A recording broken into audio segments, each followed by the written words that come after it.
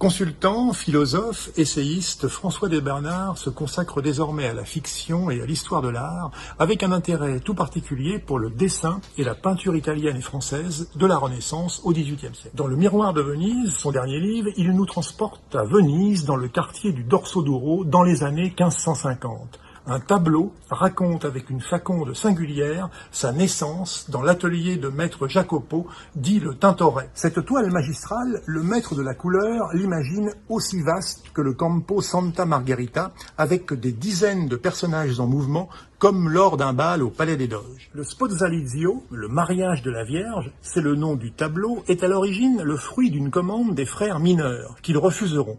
Mais l'œuvre se forge un destin tumultueux, d'abord sur la Lagune, puis à Bergame et Ferrare. Sa vision de la société et des hommes du temps est d'autant plus mordante qu'il perçoit le monde en 5 dimensions et s'estime immortel. Outre le lien affectif à ces deux auteurs, le Tintoret est l'un de ses élèves flamands en formation à Venise. Ses premières années vont être marquées par la rencontre décisive avec le nonce Arquinto et la belle Nicoletta, petite nièce du peintre Giorgione.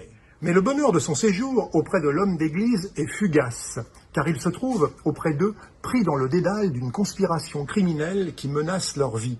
Parviendront-ils à y échapper? Rien n'est moins sûr. Rarement un roman n'aura autant développé le dialogue entre la littérature et la peinture. Le narrateur n'est autre qu'un fameux tableau du Tintoret qui permet à François de Bernard d'expérimenter sans cesse et de nous offrir un récit d'aventure original.